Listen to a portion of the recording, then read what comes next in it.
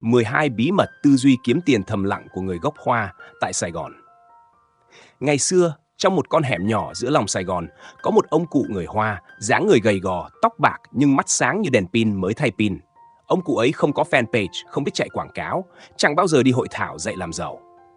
Thứ duy nhất ông mang theo mỗi ngày là một cây bút bi và một cuốn sổ đã sờn gáy. Mỗi sáng, ông mở tiệm từ sớm, pha trà, ghi chép và lặng lẽ quan sát người ra kẻ vào. Không ai biết ông làm giàu kiểu gì. Chỉ biết 3 năm sau, ông mua căn nhà thứ 3 trong cùng con hẻm ấy. Người ta gọi ông là người giàu không tiếng động. Và điều kỳ lạ là quanh ông có rất nhiều người giống như vậy. Họ không nổi bật, không cần nói nhiều, nhưng họ luôn có tiền. Câu hỏi là, họ đã làm gì? Họ biết điều gì mà số đông không biết? Nếu bạn từng tự hỏi, tại sao có người chẳng giỏi công nghệ, chẳng chạy theo trend mà vẫn mua được 3 căn nhà trong 10 năm? Hoặc, tại sao người ta giàu mà không cần hô hào lên mạng?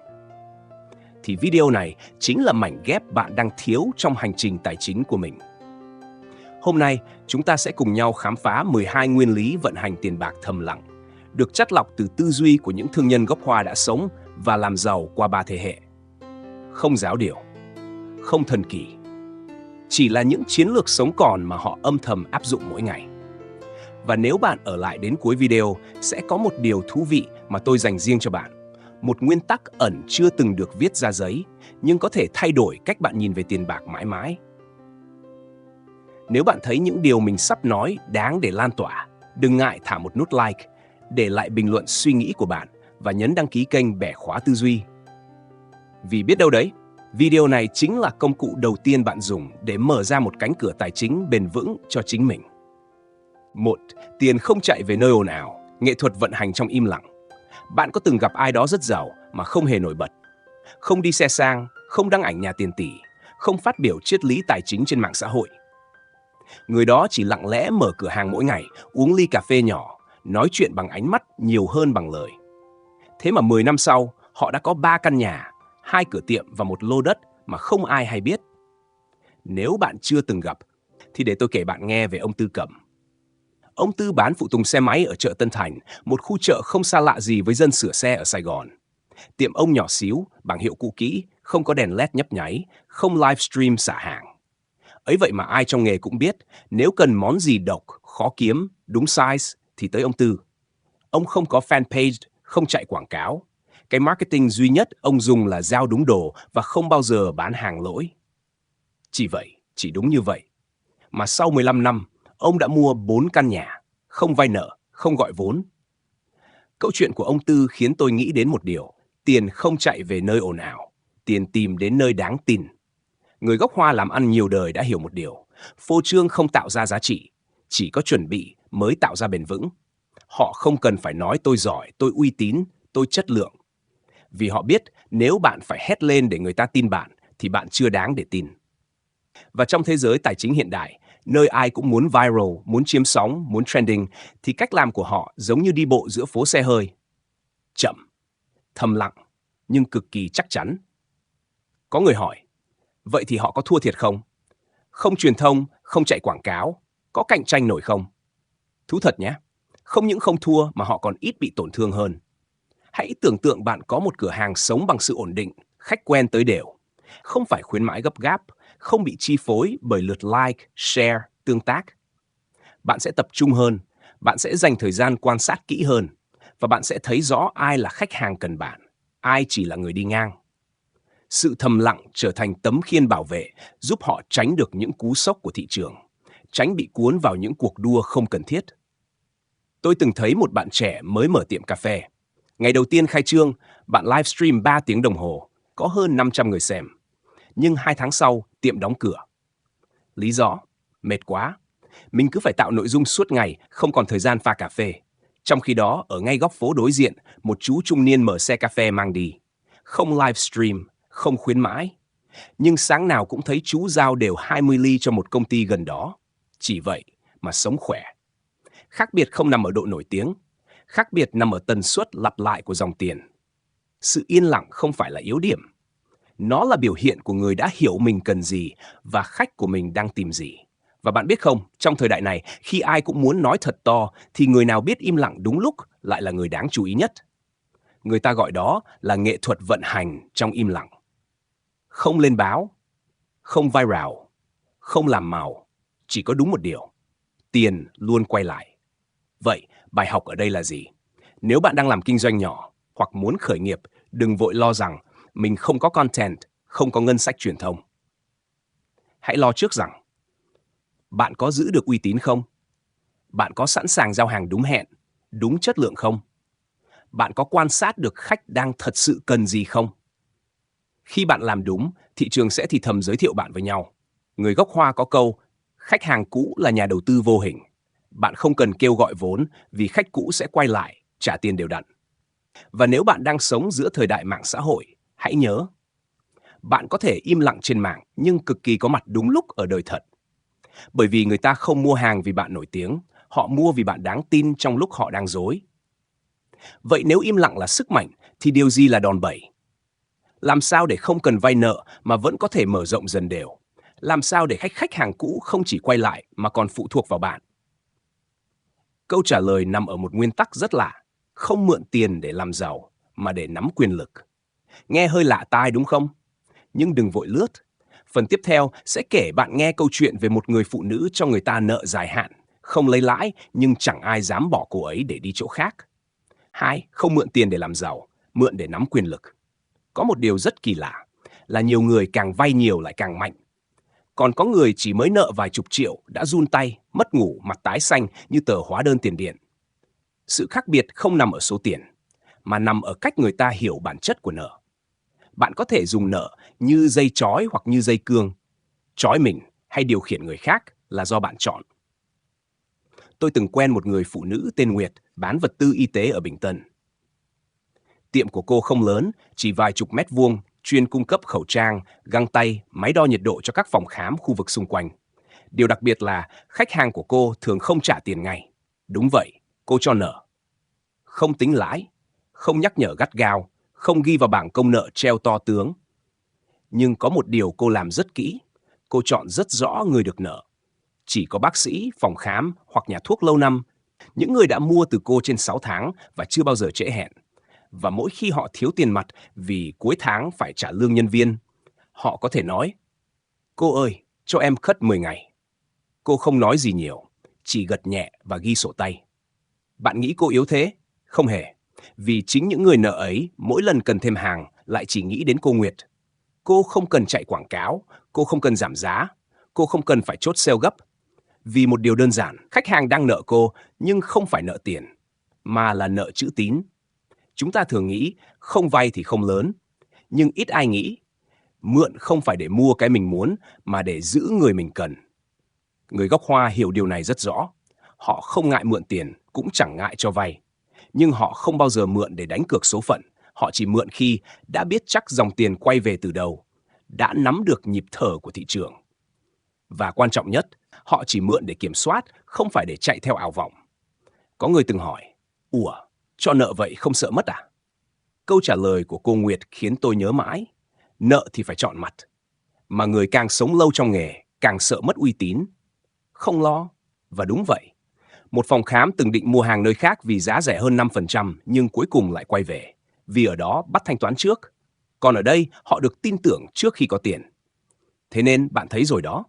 Nợ không phải lúc nào cũng là gánh nặng. Trong tay người hiểu chuyện, nợ là một chiến lược giữ chân khách hàng. Trong tay người liều lĩnh, nợ là lời hứa mà họ không thể giữ. Vậy câu hỏi đặt ra là, làm sao để mượn mà không mất kiểm soát, cho nợ mà không mất uy tín? Dưới đây là 3 nguyên tắc nhỏ từ cô Nguyệt và rất nhiều thương nhân gốc Hoa. Chỉ mượn khi chắc đường quay lại. Đừng bao giờ vay nếu bạn không biết dòng tiền sẽ về từ đâu, khi nào và ai trả. Một đồng mượn sai thời điểm có thể đẩy bạn vào thế thủ cả năm sau. Cho nợ để giữ người, không phải để lấy lòng. Ai cũng có thể trở thành khách, nhưng chỉ người tử tế mới xứng đáng được nợ. Và chính họ khi được tin sẽ không bao giờ phụ bạn. Giữ uy tín để kiểm soát thị trường. Khi bạn có uy tín, bạn có quyền định giá, quyền đàm phán và quyền chọn đối tác. Và đó là đòn bẩy mạnh hơn bất kỳ khoản vay nào. Người ta hay nói có tiền thì có quyền, nhưng thực ra có chữ tín mới có quyền lâu dài. Tiền có thể đến và đi. Nhưng người từng nợ bạn thì không dám quay lưng nếu họ còn lương tri. Và giờ, hãy tạm dừng vài giây để nghĩ. Nếu ngày mai bạn mất đi dòng tiền, bạn còn lại điều gì? Nếu câu trả lời là uy tín, thì bạn vẫn còn vốn. Nhưng nếu câu trả lời là một mớ hóa đơn quảng cáo chưa thanh toán, thì có lẽ đã đến lúc bạn cần nghĩ lại cách mình vận hành tài chính. Trong phần tiếp theo, chúng ta sẽ gặp một câu chuyện khác, không phải về vay nợ, mà là về mất mát. Không phải mất vì đầu tư sai, mà là mất trong âm thầm, từng ngày, từng tuần, qua những thứ tưởng chừng nhỏ nhặt. Người ta gọi đó là thất thoát từ cửa sau. Thứ không ai để ý, nhưng đủ sức làm sập cả một cửa hàng nếu bạn chủ quan. Và bạn biết rồi đó, người gốc Hoa không để thất thoát xảy ra, vì họ biết kiểm soát cửa sau quan trọng hơn cả cửa trước. Vậy cửa sau của bạn đang chắc chứ? Chúng ta cùng bước tiếp. 3. Giữ cửa sau chặt hơn cửa trước. Quản trị thất thoát là nghệ thuật sống còn. Có một câu hỏi nghe hơi buồn cười, nhưng đáng để bạn suy ngẫm mỗi tối trước khi ngủ.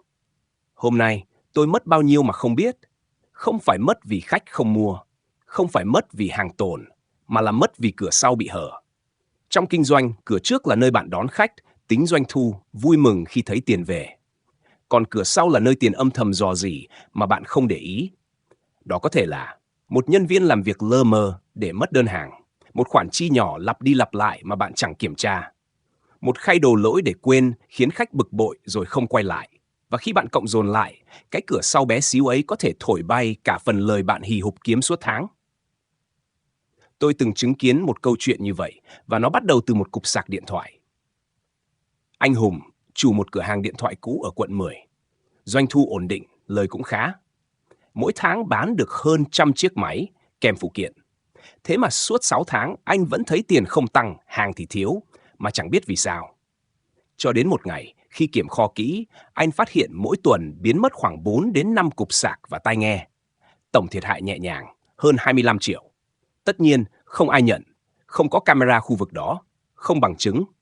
Chỉ có cảm giác tiền mình đang đi ra mà không kịp nói lời tạm biệt. Người gốc Hoa có một câu rất hay, bán được 100 mà mất 1 là chưa lời.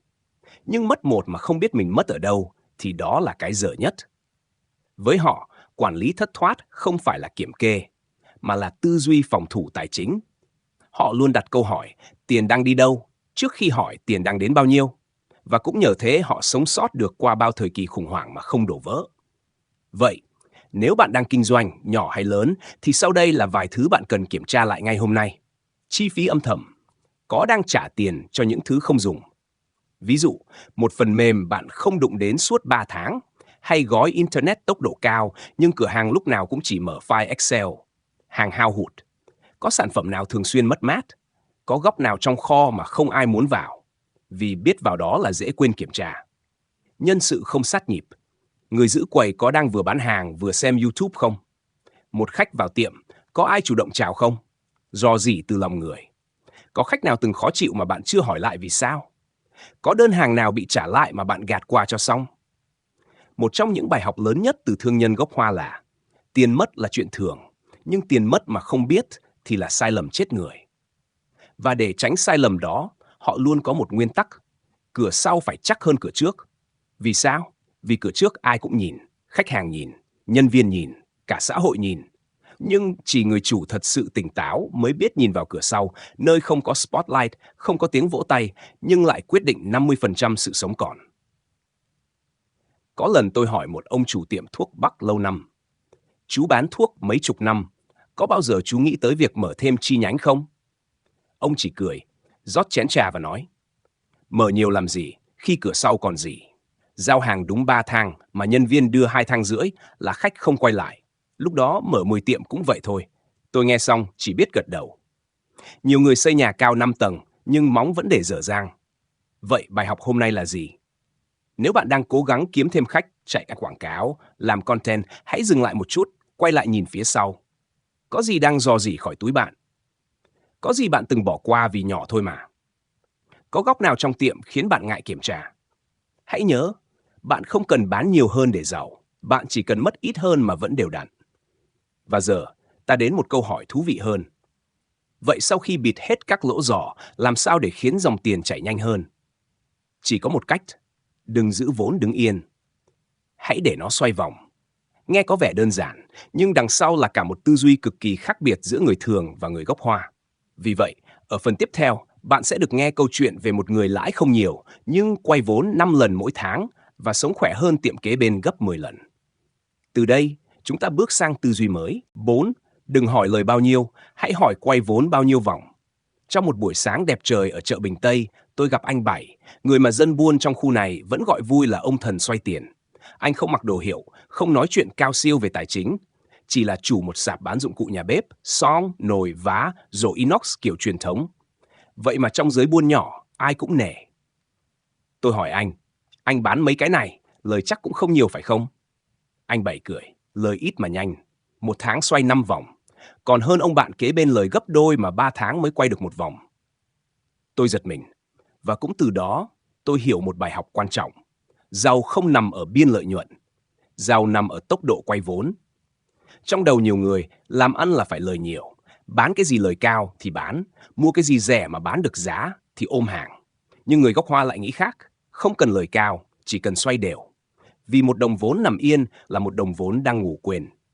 Mà trong thời đại này, ngủ quên nghĩa là trượt dốc. Quay lại với anh Bảy, anh nhập hàng từ chỗ quen, không cần tồn kho nhiều, bán giá vừa phải, không cần chặt chém.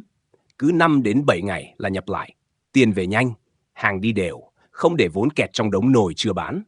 Trong khi sạp kế bên bán giao Nhật cao cấp, lời gần gấp đôi, nhưng hàng chậm, mỗi đơn hàng lãi nhiều, nhưng nằm im 1 tháng mới có người mua. Bạn đoán xem, ai đang sống khỏe hơn? Không phải người bán dao, mà là người bán rổ nhựa và muỗng inox.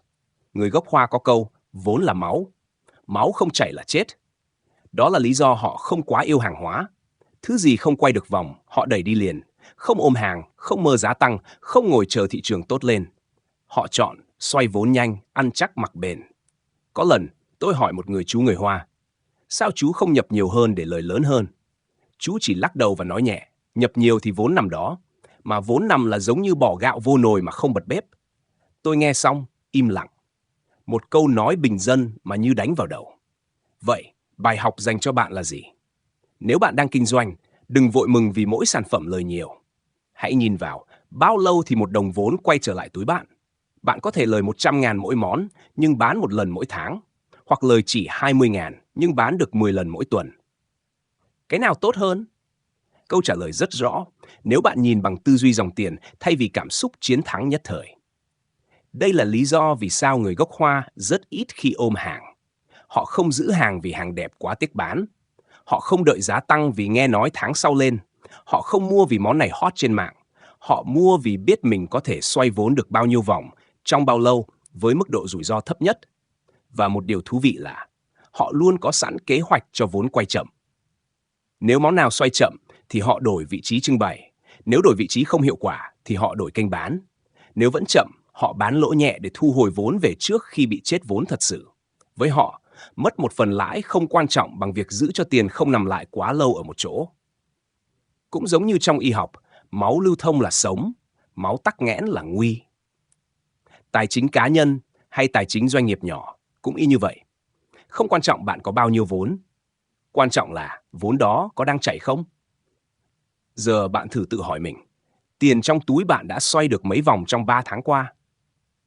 Có món hàng nào bạn ôm vì tiếc, trong khi vốn đang cần quay? Có cách nào bạn có thể quay vốn nhanh hơn dù phải giảm một chút lợi nhuận?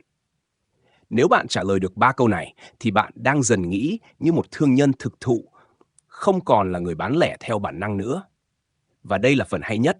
Khi bạn đã xoay vốn nhanh, bạn sẽ thấy được điều mà người khác chưa kịp thấy. Bạn sẽ nhìn ra tâm lý khách đang thay đổi trước cả khi thị trường lên báo. Bạn sẽ biết lúc nào nên nhập cái gì, thậm chí không cần hỏi ai. Và đó chính là bước tiếp theo mà người gốc Hoa luôn ưu tiên rèn luyện. Đọc người thay vì đọc bảng giá, vì bảng giá thì ai cũng thấy.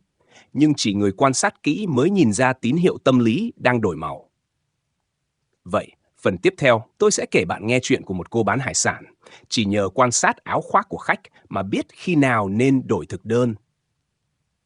Nghe có vẻ kỳ lạ, nhưng đôi khi thứ giúp bạn đi trước thị trường không phải là thuật toán, mà là đôi mắt biết để ý và trái tim đủ kiên nhẫn để quan sát. 5. Đọc người thay vì đọc bảng giá, quan sát là kỹ năng cốt lõi. Một sáng đầu đông ở chợ Hòa Bình, Trời se lạnh, sương còn mờ trên mái tôn, tôi đứng trước một quầy hải sản nhỏ mà ai trong khu cũng quen mặt, quầy của cô Liên. Không bảng hiệu bắt mắt, không biển quảng cáo hải sản tươi mỗi ngày, không giảm giá sốc. Vậy mà lạ lắm, mỗi sáng sớm người ta lại xếp hàng chờ mua. Không ai than mắc, không ai hỏi nhiều, chỉ chọn rồi cười. Tôi tò mò hỏi cô, sao cô biết hôm nay mang tôm đất đi, không phải cá nục như tuần trước?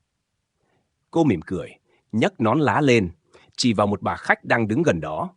Bữa nay lạnh rồi, bà mặc áo len, tôm đất nấu canh gừng là hết sảy.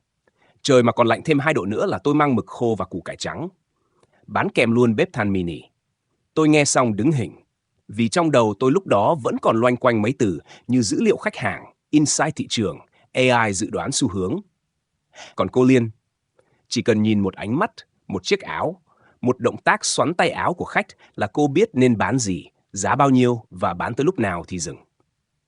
Người gốc Hoa có một thói quen rất lạ. Họ nói ít nhưng quan sát rất kỹ. Và họ dạy con cháu mình cũng vậy. Không phải học bảng giá, không phải học sách phân tích tài chính, mà là học cách nhìn chậm, sâu và đủ kiên nhẫn để thấy những điều người khác bỏ qua. Nhiều người hỏi, làm sao để biết thị trường đang thay đổi? Người gốc Hoa thường không trả lời bằng lý thuyết.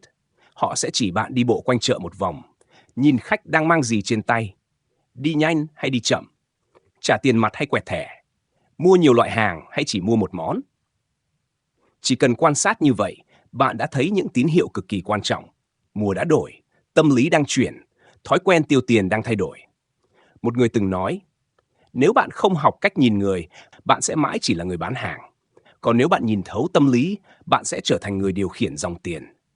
Nghe có vẻ cao siêu, nhưng thực tế lại rất đời thường. Tôi nhớ có lần, một anh chủ quán ăn nhỏ ở quận 3 kể. Tháng trước tôi thấy khách ngồi ăn hay nhìn đồng hồ, ai cũng vội. Có người còn xin hủy món giữa chừng. Tôi biết liền, họ không có thời gian. Thế là tôi thay đổi menu. Món nào nấu quá 5 phút, bỏ. Làm thêm vài món take away ăn liền. Một tuần sau, doanh thu tăng 18%. Không bảng khảo sát nào đưa ra kết luận nhanh bằng một buổi quan sát thật kỹ. Vậy tại sao kỹ năng quan sát lại quan trọng đến vậy? Vì bảng giá thì ai cũng đọc được. Nhưng tâm lý thì chỉ ai chịu quan sát mới nhìn ra. Và một khi bạn đọc được dòng chảy trong lòng người, bạn sẽ bán trước khi khách kịp nói tôi cần. Người gốc Hoa tin rằng buôn bán không phải là cuộc chiến giá cả, mà là cuộc thi ai hiểu khách hàng hơn. Hiểu không phải bằng số liệu, mà bằng trực giác được rèn luyện qua từng buổi sáng đứng quầy, bằng ánh mắt đoán được hôm nay nên tăng giá hay lùi một bước, bằng cách nhìn vào cách khách cầm món hàng để biết họ thật sự muốn hay chỉ đang tò mò. Bây giờ, bạn thử tự hỏi, lần cuối bạn ngồi lại để chỉ quan sát khách hàng của mình là khi nào? Bạn có nhớ những khách thường xuyên không? Họ thay đổi thói quen ra sao? Họ mua nhanh hay chậm? Cười hay im lặng? Đi một mình hay dẫn thêm người? Những điều nhỏ ấy chính là tín hiệu cho bạn biết đổi mặt hàng, tăng thêm dịch vụ hay thay cách giao tiếp. Chúng không đến từ sách, chúng đến từ sự tinh tế trong từng khoảnh khắc đời thường. Và đó cũng là lý do vì sao nhiều người bán đúng sản phẩm nhưng lại bán sai thời điểm. Vì họ chỉ nhìn bảng giá, chứ không nhìn lòng người. Người gốc Hoa thì khác. Họ bán theo thời điểm tâm lý, không theo tin tức, không theo trend. Họ tin rằng người sành bán hàng là người bán trước khi khách biết mình muốn mua gì. Vậy nếu hôm nay bạn muốn cải thiện công việc kinh doanh của mình, đừng bắt đầu bằng bảng lương, mà hãy bắt đầu bằng bảng quan sát. Một quyển sổ nhỏ ghi lại. Ai là khách quen? Họ đến khi nào? Họ hỏi gì? Họ mua sau bao lâu? Chỉ cần làm việc đó một tuần, bạn sẽ thấy điều kỳ diệu. Khách hàng không hề khó hiểu. Họ chỉ đang chờ bạn chịu quan sát họ kỹ hơn một chút. Và một khi bạn nhìn thấy rõ dòng chảy trong lòng người, thì câu hỏi tiếp theo sẽ đến tự nhiên. Làm sao mở rộng mô hình kinh doanh mà không đánh mất sự tinh tế mình đang có? Bởi lẽ, nhiều người quan sát tốt khi còn nhỏ, nhưng mở rộng ra thì bắt đầu mù mờ. Mở thêm tiệm, thuê thêm người, tăng số đơn mỗi ngày, nhưng rồi mất kết nối, mất kiểm soát, và đôi khi mất luôn lý do mình bắt đầu. Vậy nên ở phần tiếp theo, ta sẽ cùng khám phá một điều quan trọng. Nếu bạn từng nghĩ, mình đang đông khách, chắc mở thêm là được, thì hãy dừng lại một nhịp. Vì tăng trưởng không sai. Chỉ sai nếu bạn chưa biết mô hình mình đang điều khiển có thật sự vững vàng không. Hẹn gặp bạn ở phần 6, nơi ta không chạy theo cảm xúc bốc đồng, mà học cách mở rộng bằng trí tuệ. 6. Tăng trưởng bằng mô hình, không bằng cảm xúc. Bạn còn nhớ cảm giác lần đầu có đơn hàng cháy máy không? Khách xếp hàng, điện thoại reo liên tục, inbox nổ không kịp trả lời. Đơn tới dồn dập, lợi nhuận nhảy số, đêm nằm mà mắt vẫn mở thao láo vì phấn khích. Đó là cảm giác rất thật, rất dễ nghiện và cũng rất dễ khiến ta ra quyết định sai.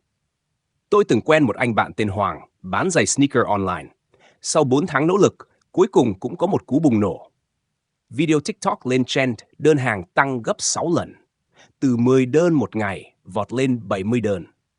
Và điều đầu tiên anh nghĩ đến là thuê thêm 2 mặt bằng, tuyển nhân sự, mở luôn cửa hàng offline. Cảm xúc lúc đó hừng hực như bếp ga mở lớn, nhưng 4 tháng sau anh phải đóng bớt một chi nhánh và cắt giảm nhân sự gần hết. Lý do? Không phải vì hết khách, mà vì không kiểm soát được mô hình khi mở rộng quá nhanh. Tăng trưởng không phải là thưởng của việc làm tốt. Tăng trưởng là trách nhiệm của một hệ thống vận hành đủ vững. Người gốc Hoa hiểu điều này rất rõ. Họ không mở thêm cửa hàng vì thấy khách đông. Họ chỉ mở khi từng mắt xích đã vào khuôn, hàng về đúng hạn. Nhân viên xử lý được gấp đôi đơn cũ. Dòng tiền được tính cho 3 tháng tiếp theo, không phải 3 ngày tới. Có người từng hỏi một bà chủ tiệm thuốc gốc Hoa ở quận 5, bà bán ổn thế này, sao không mở thêm tiệm mới? Bà chỉ cười, lật sổ tay và nói, tiệm này xoay vốn mỗi tháng 3 vòng. Tiệm kế bên mới mở, một vòng chưa xong, mở nhiều để mất ngủ à? Câu trả lời nghe đơn giản, nhưng chứa đựng tư duy chiến lược rất sâu. Không mở rộng nếu chưa chắc mỗi khâu đã kiểm soát. Trong thế giới hiện đại, người ta ca ngợi sự bứt phá.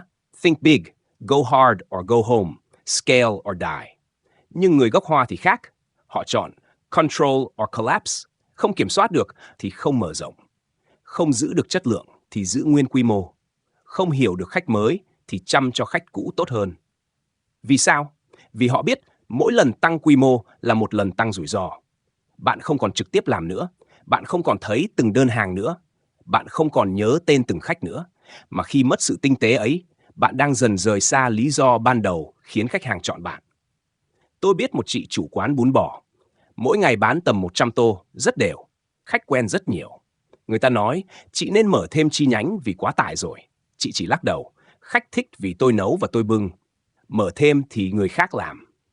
Mà khách không ăn nồi nước lèo, khách ăn niềm tin. Tôi nghe mà thấy đúng ghê. Tăng trưởng bằng mô hình nghĩa là bạn biết chính xác quy trình có thể nhân bản. Bạn đo lường được hiệu suất, chi phí, thời gian, tỷ lệ hài lòng. Bạn xây dựng được cỗ máy, không còn phụ thuộc vào chính bạn nữa. Còn nếu bạn chỉ mở rộng vì thấy khách đông quá, thì xin chia buồn.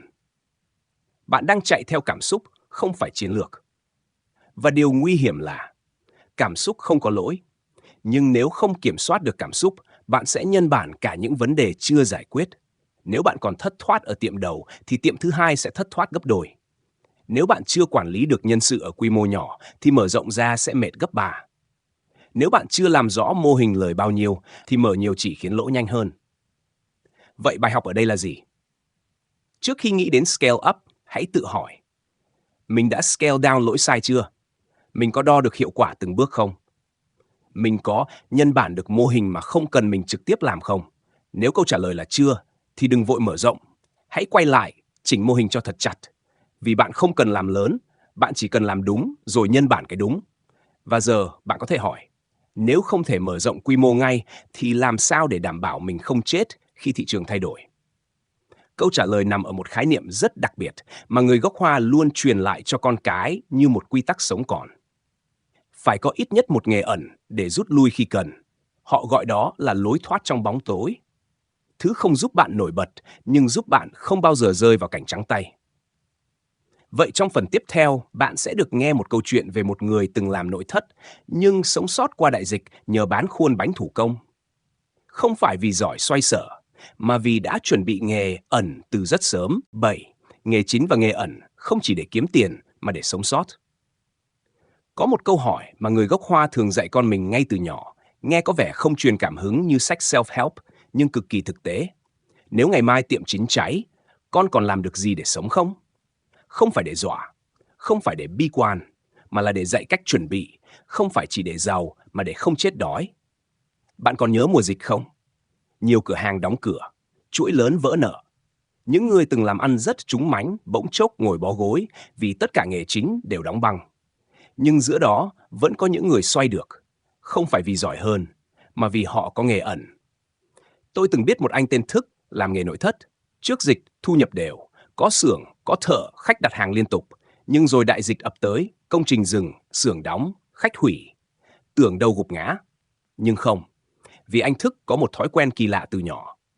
Thích làm khuôn bánh trung thu bằng gỗ. Không ai hiểu tại sao. Mỗi năm chỉ có một mùa trung thu. Làm khuôn thủ công, lời chẳng bao nhiêu. Lâu, tốn công, không ai làm. Nhưng khi cả thị trường đóng băng, anh lôi mấy cái khuôn cũ ra, mài lại, đăng bán online và bắt đầu sống bằng một niềm vui từng bị coi là hơi dở hơi. Không lâu sau, đơn đặt hàng tới từ khắp nơi. Người tập làm bánh ở nhà, người tìm quà tặng thủ công. Có tháng, anh kiếm gần bằng thu nhập của 3 tháng làm nội thất trước đó. Câu chuyện của anh Thức không phải ngoại lệ. Ở chợ lớn, bạn sẽ gặp rất nhiều người có tay nghề phụ nghe rất không liên quan. Người bán thuốc bắc nhưng biết làm giá đỗ sạch. Chủ tiệm vàng nhưng từng học sửa đồng hồ từ nhỏ. Người bán vải nhưng có nghề gia công móc khóa vải thêu. Nghe tưởng rảnh rỗi, nhưng đó là bản năng sinh tồn. Người gốc Hoa không học đa dạng hóa danh mục đầu tư như trong sách vở. Họ học đa dạng hóa đường sống và họ tin rằng không ai dự đoán được tương lai, nhưng ai cũng có thể chuẩn bị một con đường để lui. Nghề ẩn không cần phải hot trend, không cần phải đẻ ra tiền ngay lập tức. Nó chỉ cần thỏa 3 điều. Bạn có thể làm một mình, không phụ thuộc ai. Khi nghề chín sập, nghề ẩn không đợi khách, bạn tự tạo được sản phẩm hoặc dịch vụ. Chi phí khởi động thấp, một ít dụng cụ, một ít thời gian là có thể bắt đầu. Có thể duy trì âm thầm trong thời gian dài. Không cần liên tục nuôi dưỡng. Nhưng khi cần, có thể lôi ra dùng ngay. Bạn đang làm văn phòng, có thể học làm bánh, viết content thuê, làm phiên dịch. Bạn làm kinh doanh, có thể học chỉnh ảnh, thiết kế Canva, trồng cây giống. Bạn làm thợ máy, biết đâu bạn có thể bán dụng cụ cũ online, dạy nghề qua video. Nghề ẩn không cần phải ra tiền đều, mà chỉ cần giữ bạn sống sót khi nghề chính tạm ngừng. Tôi từng nghe một ông chủ tiệm sắt chia sẻ. Bán sắt 30 năm, nhưng lúc ế hàng, tôi mở lớp dạy uốn sắt nghệ thuật. Mỗi khóa 5 học viên vừa vui vừa không bị lo cơm áo. Chứ chờ khách thì có ngày mốc meo cả đống thép. Người ta tưởng ông linh hoạt. Ông nói, không linh hoạt đâu, tôi chỉ sống như thể ngày mai nghề này không còn nữa. Vậy, nếu bạn hỏi, bây giờ chưa có nghề ẩn thì có muộn không? Câu trả lời là, chưa bao giờ là muộn. Nếu bạn còn sống, còn làm việc, và còn sợ một ngày mình không còn thu nhập. Bắt đầu từ nhỏ. Một kỹ năng, một sở thích, một mảng kiến thức bạn từng muốn thử. Dành 30 phút mỗi tuần, bạn sẽ bất ngờ khi thấy nó trở thành phao cứu sinh trong thời khắc khó khăn. Và một khi bạn đã có nghề ẩn, bạn sẽ thấy một điều. Mình tự tin hơn. Mình không sợ mất tất cả. Vì thứ mình có không nằm ở công ty, ở bảng doanh thu hay trong tài khoản ngân hàng, mà nằm ở năng lực tự xoay sở và tinh thần không đầu hàng. Vậy sau khi có nghề ẩn rồi, tiếp theo là gì? Là giữ lấy chữ tín với những người vẫn còn đang tin bạn. Bởi vì dù nghề chính hay nghề phụ, dù bán hàng ngoài chợ hay làm dịch vụ trên mạng, có một điều chưa bao giờ thay đổi. Người ta không nhớ bạn vì bạn rẻ hơn. Người ta nhớ bạn vì bạn đáng tin hơn. Và đó là lý do vì sao phần tiếp theo sẽ nói về một nguyên tắc cực kỳ đơn giản, nhưng đủ nuôi sống 3 thế hệ thương nhân. Nơi không có chiêu trò, chỉ có một câu nói đủ giữ khách quay lại suốt đời. Yên tâm, chỗ tôi làm đàng hoàng. 8. Chữ tín ăn 3 đời, kinh doanh bằng niềm tin, không bằng quảng cáo. Có một tiệm sửa khóa nhỏ nằm lọt thỏm giữa dãy tiệm lớn ở Thủ Đức. Không bảng hiệu bắt mắt, không treo banner sửa lấy liền, không có đánh giá 5 sao. Chỉ có một ông lão, mái tóc đã bạc và một chiếc ghế gỗ cũ trước cửa nhà. Vậy mà ai trong khu cũng biết, mất chìa là gọi bác ấy. Không ai hỏi giá trước, không ai mặc cả, không ai nghi ngờ. Vì chỉ cần gọi, bác đến đúng giờ. Làm xong, thu đúng tiền báo ban đầu, không hơn 1 đồng. Dù nắng hay mưa, dù giờ nghỉ hay giờ trưa. Chữ tín trong mắt bác không phải là slogan. Nó là một cách sống. Và có lẽ đó là lý do vì sao suốt 10 năm chưa ai từng thấy bác phát tờ rơi, nhưng khách vẫn đều như cơm bữa. Người gốc Hoa có một câu mà ai buôn bán lâu năm cũng thuộc nằm lòng. Một chữ tín ăn 3 đời.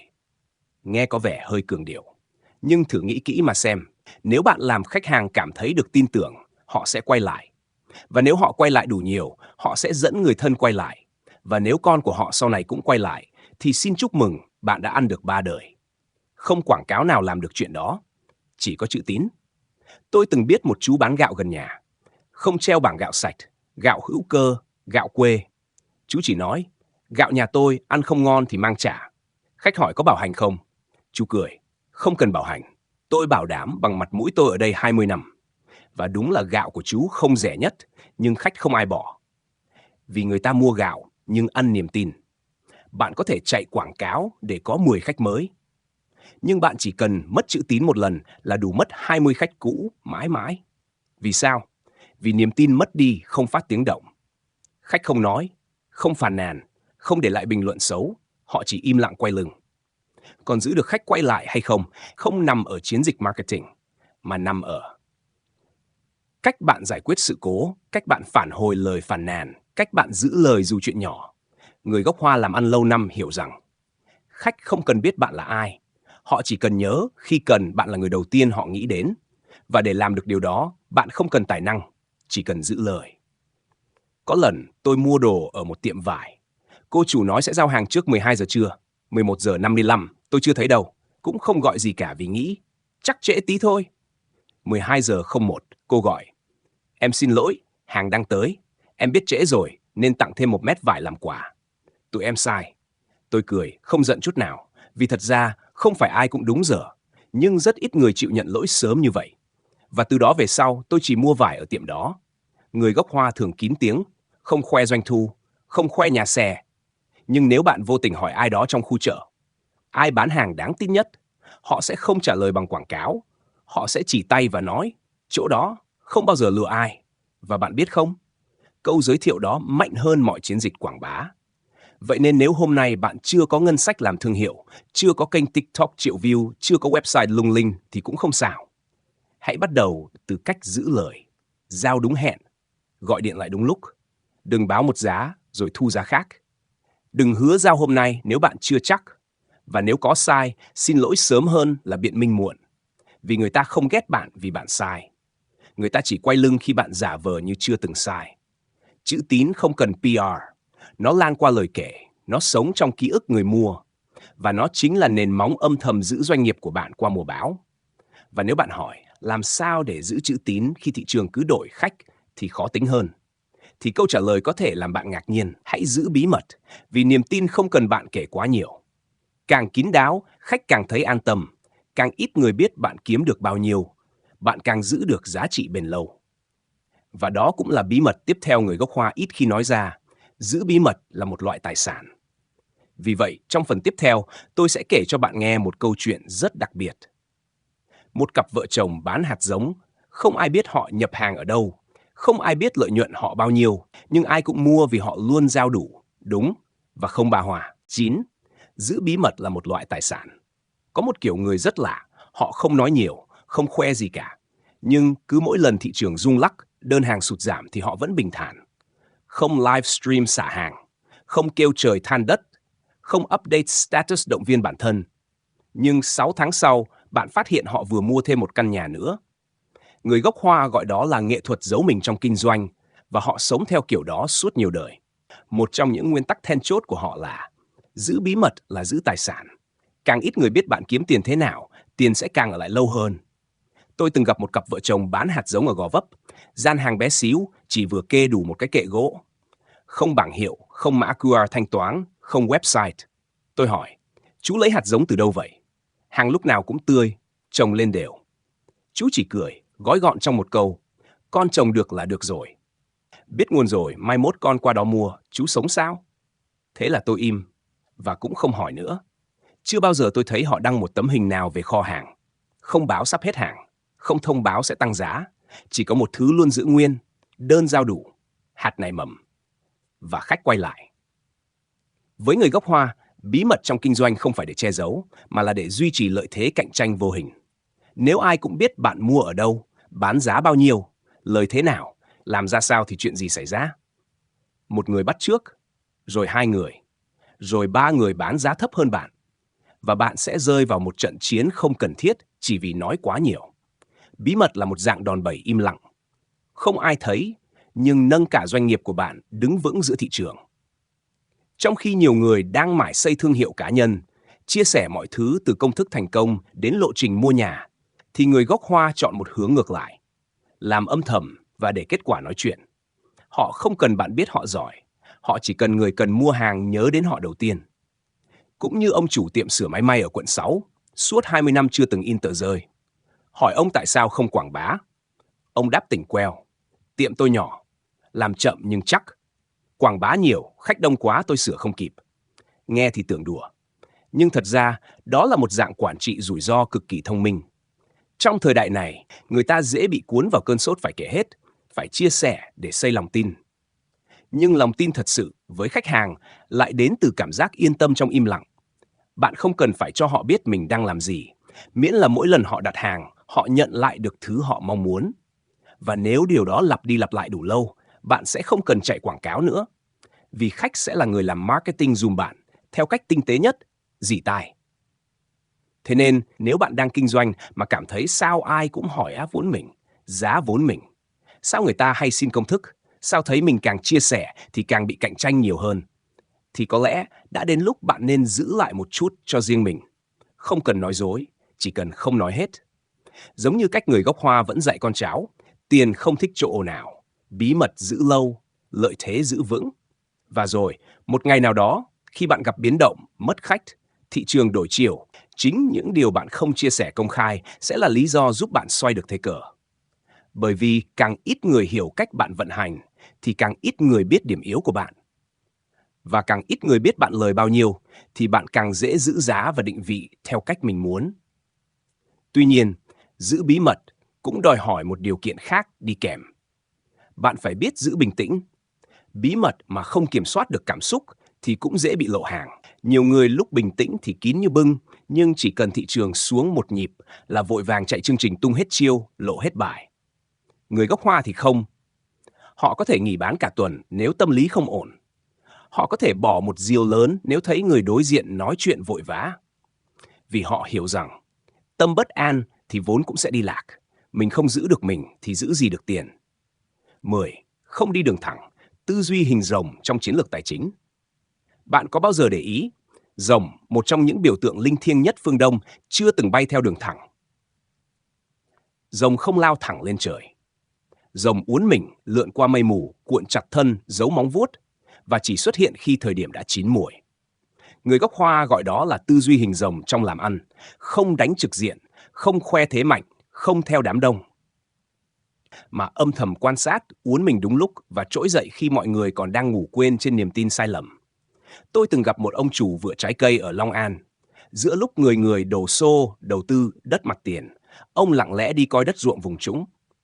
Ai cũng bảo ông kỳ cục, nước ngập còn không đi nổi, ai mua. Ông chỉ cười, mấy người thấy nước, tôi thấy hướng đường 5 năm nữa. Và rồi đúng 5 năm sau, miếng đất ông mua với giá chưa tới 1 triệu một mét vuông được nhà nước quy hoạch làm tuyến tránh. Giá gấp 3, gấp 5, không cần giao bán, người ta tự tìm tới. Tư duy hình rồng là như vậy. Không phải bỏ chạy khỏi đám đông, mà là đi trước họ trong lặng lẽ. Thị trường luôn có nhịp, nhưng nhịp đó thường bị che bởi tiếng ồn, tin tức, cảm xúc, FOMO, sự gấp gáp của người muốn giàu nhanh. Người gốc Hoa không nghe tiếng ồn, họ quan sát dòng chảy ngầm. Khi mọi người lao vào bất động sản, họ rút. Khi ai cũng chạy theo chứng khoán, họ giữ hàng hóa. Khi người người ôm hàng đợi giá lên, họ bán cắt lỗ để giữ dòng tiền. Không phải vì họ tài giỏi hơn, mà vì họ không cần thắng lớn. Họ chỉ cần không chết trong trận thắng sai thời điểm. Tư duy hình rồng còn có một đặc điểm rất hay, nó ẩn mình. Người gốc Hoa không khoe mình biết trước điều gì. Họ không nói tôi đã đoán đúng. Họ chỉ nhẹ nhàng thay đổi vị trí, thay đổi dòng vốn, thay đổi sản phẩm. Và để lại người khác hoang mang không hiểu vì sao họ né được cơn bão. Tôi từng hỏi một bác bán thiết bị điện, làm sao chú biết lúc nào phải dừng nhập mặt hàng cũ? Chú trả lời, tôi nhìn cách khách cầm hàng. Cầm nhẹ, đặt xuống chậm là còn nhu cầu. Cầm lướt, coi xong bỏ xuống là tâm lý đã đổi. Không đổi hàng là trễ. Chỉ cần vậy. Không cần báo cáo, không cần phần mềm. Vì người quan sát giỏi luôn đi trước người tính giỏi. Tư duy hình rồng cũng là chiến lược phòng thủ tuyệt vời. Khi thị trường rung lắc, người theo đường thẳng sẽ bị gãy. Người uốn lượn, linh hoạt lại sống sót vì có đường rút. Nó giống như lá tre, không cao nhất, không to nhất, nhưng gió mạnh mấy cũng không gãy. Vì biết lắc theo gió, biết cúi xuống khi cần, biết đứng dậy đúng lúc. Vậy làm sao để rèn tư duy hình rồng? Không cần làm gì quá cao siêu, Chỉ cần quan sát sâu hơn thị trường. Đừng chỉ xem ai đang giàu, hãy xem họ giàu bằng gì và có bền không. Tập đi ngược nhịp một chút. Khi ai cũng hứng, bạn hãy hoài nghi. Khi ai cũng nghi ngờ, bạn hãy bắt đầu gom. Không chạy theo cơ hội, hãy đợi tín hiệu. Rồng không bay vì trời xanh, rồng chỉ bay khi sấm đã nổi, nước đã đầy, khí trời đã chuyển. Và đặc biệt, không bao giờ để cảm xúc dẫn lối. Vì rồng thật sự bay chậm, bay cao và bay im lặng. Nó không cần ai vỗ tay, nó chỉ cần thời điểm và hướng gió. Tư duy này nghe có vẻ xa vời, nhưng thật ra lại rất gần gũi. Bạn có thể áp dụng nó vào từng quyết định nhỏ. Mở cửa hàng, đừng vì thấy người khác đông khách. Nhập hàng, đừng vì sợ mất cơ hội. Bán tháo, đừng vì ai cũng đang làm vậy. Thay vào đó hãy nhìn sâu hơn. Xu hướng đang đổi theo chiều nào? Tâm lý người mua đang xuống hay lên? Dòng tiền đang chảy về đâu và có nên chờ thêm chút nữa không? Tư duy hình rồng không giúp bạn giàu trong một đêm. Nhưng nó giúp bạn tránh được cú đâm vào tường khi tất cả đang lao về phía ánh sáng sai. Và nếu bạn sống sót đủ lâu, bạn sẽ đi xa hơn tất cả. Rồi bạn sẽ thấy, làm ăn không phải là chạy nhanh hơn người khác, mà là biết né đúng lúc và bay lên đúng thời điểm. Và khi bạn biết né, biết lượn, biết ẩn mình, thì bước tiếp theo không phải là đầu tư thêm, mà là kiếm ít lại một chút để giữ lâu hơn.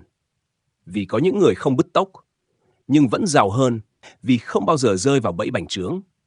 Họ có một chiến lược tài chính kỳ lạ, phòng thủ trước mới dám mở rộng, và đó chính là nội dung phần tiếp theo. 11. Kiếm ít nhưng bền, tư duy tài chính phòng thủ trước, bành trướng sau.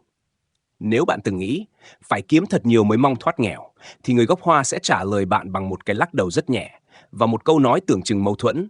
Giỏi không phải là người kiếm được nhiều. Giỏi là người giữ được thứ mình đã kiếm qua 3 mùa biến động. Tôi quen một bác tên Hưng bán bánh bao ở quận 8. Không bảng hiệu đèn LED, không khuyến mãi mua 3 tặng 1. Chỉ có một nồi hấp bánh trắng nõn, mùi thơm phả ra từ đầu hẻm lúc 5 giờ sáng. Bác nói chuyện từ tốn, bán bánh không lời nhiều, mỗi cái lãi chưa tới 3.000. Nhưng bán đều, mỗi ngày hơn 100 cái. Không nghỉ, không vội, không vay. Và điều khiến tôi ngạc nhiên là mỗi năm bác lại mua một chỉ vàng gửi ngân hàng như một nghi thức tài chính bất di bất dịch. Không đầu tư đất, không buôn chứng khoán, không đổ tiền vào mô hình làm giàu cấp tốc. Bác chỉ thủng thẳng, người ta chạy, mình đứng, người ta hô hào, mình nín, người ta bành trướng, mình lặng lẽ tích lũy. Cuối cùng, ai còn, ai mất, nhìn là biết. Người gốc Hoa không chống lại việc mở rộng. Họ chỉ không mở rộng khi nền móng chưa vững. Đó là lý do vì sao khi người khác kiếm được 10, họ chi hết 7 để thuê thêm mặt bằng, mở thêm chi nhánh, đổi xe, nâng cấp kho. Người gốc Hoa chỉ dám dùng 3, còn lại bấy phần kia để phòng thủ. Không phải vì họ nhát, mà vì họ hiểu. Không ai chết vì thiếu cơ hội. Người ta chỉ chết vì mở rộng sai thời điểm. Cứ mỗi lần thị trường lên cao, người ta lại lao vào mở rộng với một niềm tin. Phải tranh thủ, phải nhân lên gấp đôi. Nhưng người gốc Hoa lại đứng yên. Họ nhìn trước nhìn sau. Họ hỏi, kho đã đủ ổn chưa? Nhân sự có kiểm soát được chưa?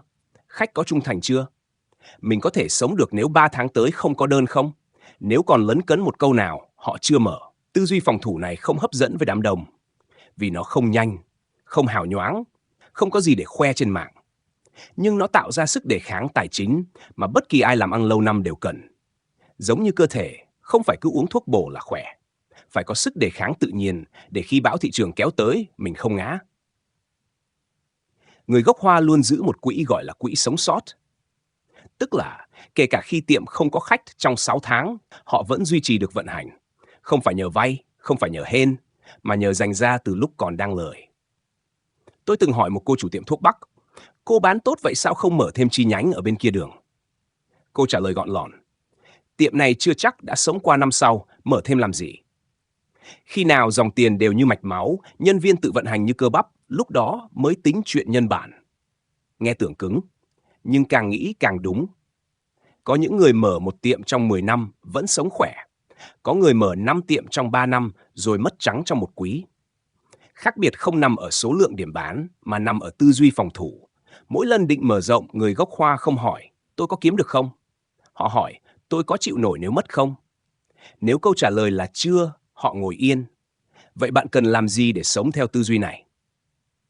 Luôn có một khoản không dùng để đầu tư, không dùng để chi tiêu, chỉ để tồn tại. Đó là phao cứu sinh khi thị trường chìm. Không để toàn bộ lợi nhuận quay vòng ngay. Dù bạn lời lớn cỡ nào, cũng nên giữ lại ít nhất 50% để đề phòng. Không mở rộng vì cảm xúc, đang vui cũng không mở. Thấy người khác đông khách cũng không mở. Mở chỉ khi bạn có thể ngủ ngon dù doanh thu giảm một nửa. Và đặc biệt, đừng coi thường những khoản lời nhỏ. Người gốc Hoa rất giỏi trong việc kiếm ít nhưng lặp lại đều đặn. Mỗi cái bánh bao lời 3.000 nhưng bán 100 cái trên ngày, 30 ngày trên tháng là 9 triệu. Và họ giữ được dòng đó suốt 10 năm. Trong khi người khác chạy theo sản phẩm lời 500.000 trên cái nhưng bán một cái mỗi tuần, rồi đến lúc hết trend thì trắng tay. Giàu bền là giàu từ những điều nhỏ nhưng lặp lại, chứ không phải từ một lần thắng lớn rồi tiêu sạch. Người gốc Hoa không cố thắng to, họ chỉ cố đừng thua khi tất cả đang vỡ trận. Và khi bạn đã vững vàng, không còn lo chuyện sống sót từng ngày, thì lúc đó bạn mới đủ bản lĩnh để bước sang một nguyên tắc quan trọng nhất trong tất cả. Không phải tiền là tài sản lớn nhất, danh dự mới là thứ giữ bạn sống được suốt đời. Vì bạn có thể mất tiền rồi kiếm lại. Nhưng nếu một lần mất chữ tín thì 10 năm sau khách cũng không quay lại nữa. Hẹn gặp bạn ở phần 12, phần cuối cùng và cũng là bài học sâu sắc nhất trong mọi tư duy kinh doanh. 12. Tài sản cuối cùng phải là danh dự, không phải tiền. Có một thứ trong kinh doanh không in được, không gói được, không tính thuế được. Nhưng nếu thiếu thì sớm hay muộn bạn cũng rơi khỏi cuộc chơi. Thứ đó không phải là vốn, không phải sản phẩm, cũng không phải công nghệ, mà là danh dự. Tôi từng gặp cô Nhạn, chủ tiệm đồ gỗ nhỏ ở Tân Phú, bán tủ, bàn, giường, hàng làm sẵn, đặt theo yêu cầu cũng có. Một hôm, nhân viên của cô giao nhầm mẫu cho khách, giao tủ 3 cánh thay vì 4 cánh. Khách khó chịu, gọi lại phản ánh, không quát mắng, không la lối, chỉ hỏi, bên cô tính sao? Cô không trả lời ngay. Cô mang theo thợ đến tận nhà khách vào buổi chiều hôm đó. Không đổ lỗi, không viện lý do, chỉ nhẹ nhàng nói, lỗi bên con xin đổi lại và xin gửi thêm bộ ghế gỗ nhỏ coi như lời xin lỗi thật lòng. Người khách cảm động, không nhận bộ ghế nhưng vẫn đổi. Và 2 năm sau, khi đứa con trai người đó cưới vợ, họ quay lại đặt cả bộ nội thất. Người gốc Hoa tin rằng tiền mất rồi có thể kiếm lại, nhưng danh dự mất rồi, 10 năm sau khách cũng không quay lại nữa. Danh dự là chứng chỉ không ai cấp, nhưng ai cũng ghi nhớ. Không có trên giấy, nhưng hiện rõ trong ánh mắt người mua. Không nằm trong hợp đồng, nhưng quyết định mọi thương vụ về sau. Trong các tiệm buôn của người gốc Hoa, có một quy tắc ngầm, ai cũng hiểu, không cần treo biển. Không hứa nếu không chắc giữ lời, nhiều người ngoài nhìn vào thấy kín tiếng. Thật ra không phải, họ chỉ cẩn trọng với lời nói, vì với họ, mỗi lời hứa là một khoản tín dụng. Nói 1, phải làm 10. Đã nhận hàng, phải giao đúng hạn. Báo giá hôm trước, giữ giá hôm sau. Không vì giá thị trường lên mà lật kèo. Không vì khách dễ dãi mà làm ẩu. Người Việt mình có câu, giữ chữ tín như giữ vàng. Người gốc Hoa không những giữ như vàng, mà giữ còn chặt hơn sổ đỏ. Vì họ hiểu, tài sản vật chất dù lớn đến đâu, cũng dễ mất khi sóng tới. Nhưng danh dự, nếu bền thì sóng tới bao nhiêu lần cũng đứng vững. Tôi từng nghe một câu nói từ một thương nhân lớn ở chợ lớn. Khách không quay lại vì bạn bán rẻ. Họ quay lại vì bạn không để họ cảm thấy bị coi thường. Danh dự không nằm ở giá. Danh dự nằm ở cách bạn phản ứng khi sai. Ở cách bạn giữ lời khi khó. Và ở cách bạn im lặng đúng lúc, thay vì đổ lỗi lung tung. Nhiều người làm ăn lãi rất khá, nhưng cũng mất khách rất nhanh. Vì mỗi lần có sự cố, họ chữa cháy bằng ngôn ngữ hoa mỹ thay vì một lời xin lỗi chân thành. Người gốc Hoa thì khác. Khi họ sai, họ không nói giải. Họ sửa, âm thầm, nhanh gọn, không cần biện hộ. Vì họ hiểu, uy tín là một loại tài sản vô hình mà người ta cảm nhận được bằng trực giác. Một lần giữ lời, khách nhớ. Một lần thất hứa, khách quên sạch những gì tốt đẹp trước đó. Bạn không cần đẹp hoàn hảo trong mắt khách. Bạn chỉ cần đáng tin trong từng lần giao hàng đúng giờ. Đáng tin khi trả lại tiền không vòng vo nếu khách không hài lòng. Đáng tin khi bạn báo em làm không được, thay vì nhận cho xong rồi làm cho dở. Vì khách không cần bạn giỏi, khách chỉ cần bạn có trách nhiệm. Nếu bạn đang kinh doanh mà lỡ có một đơn hàng trễ, một món hàng lỗi, một nhân viên sơ suất thì hãy nhớ, sửa uy tín còn nhanh hơn sửa sản phẩm. Xin lỗi trước, chủ động gọi lại, đưa phương án xử lý, đừng đợi khách phải gửi email khiếu nại. Mỗi giây bạn lùi lại một chút để giữ thể diện cho người mua là mỗi lần bạn tiến thêm một bước trong sự nghiệp làm ăn lâu dài. Và khi bạn sống với nguyên tắc đó đủ lâu, bạn sẽ thấy tiền tự đến. Không cần tranh giành, không cần chiêu trò, không cần vắt kiệt bản thân để giữ chân khách. Vì niềm tin là sợi dây cao su kéo xa được, nhưng đứt một lần là mất luôn. Tài sản lớn nhất không nằm ở nhà, xe, đất, vàng. Tài sản lớn nhất là danh tiếng bạn để lại trong lòng người khác. Bạn có thể bán một món hàng chỉ lời 10.000. Nhưng nếu khách quay lại 10 năm thì bạn đã kiếm được một tài sản vô giá, sự tồn tại trong tâm trí người khác. Và rồi, đến cuối hành trình, người ta không nhớ bạn bán món gì. Người ta chỉ nhớ mua từ bạn, không bao giờ thấy lăn tăn. Và chính điều đó là thứ không ai có thể cướp khỏi tay bạn, dù thị trường có biến động bao nhiêu. Khi bạn hiểu rằng làm ăn là giữ người không phải giữ đơn, thì bạn đã đứng trên một tầng tư duy khác rồi. Tầng mà ở đó, người ta sống bằng nguyên tắc, chứ không bằng chiêu thức. Và nếu bạn đi tới đây, đọc hết từng phần từ đầu tới giờ, thì tôi tin bạn đã bắt đầu bước vào tư duy ấy. Tư duy mà người gốc Hoa đã truyền cho nhau không bằng sách, mà bằng ánh mắt, qua 3 đời. Giờ thì hãy cất bản kế hoạch tăng trưởng lại một chút. Mở quyển sổ ra và viết một câu đơn giản. Tôi muốn trở thành người mà khách hàng nhớ đến vì tôi giữ lời. Chúng ta vừa cùng nhau đi qua 12 nguyên tắc, không phải của những triệu phú hào nhoáng trên sân khấu, mà của những con người lặng lẽ đứng sau quầy, bưng từng ly trà, đếm từng đồng vốn và lặng thầm xây nên một đế chế không ai hay biết. Không công thức đổi đời sau 7 ngày. Không có lời hứa bạn sẽ giàu nếu làm theo từng bước. Chỉ có một điều chắc chắn, nếu bạn sống theo những nguyên tắc ấy, bạn sẽ không nghèo lại, kể cả khi thế giới ngoài kia rung chuyển. Bởi vì tài sản lớn nhất không phải tiền, mà là cách bạn nghĩ, cách bạn làm và cách người khác nhớ về bạn sau mỗi lần giao dịch. Nếu có điều gì đọng lại sau video này, thì tôi mong đó là một chút bình tĩnh giữa nhịp sống vội, một chút chậm rãi để suy nghĩ kỹ hơn trước khi chạy theo đám đông, và một chút can đảm để làm đúng dù không ai vỗ tay. Cảm ơn bạn đã ở lại đến tận những phút cuối cùng. Nếu bạn thấy video này hữu ích, đừng ngần ngại để lại một bình luận hay bấm nhẹ vào nút đăng ký kênh Bẻ Khóa Tư Duy. Không vì thuật toán, mà vì biết đâu, một ngày nào đó, chính bạn sẽ là người truyền lại những nguyên tắc này cho người kế tiếp. Hẹn gặp lại. Giữa những điều bình thường, nhưng không hề tầm thường.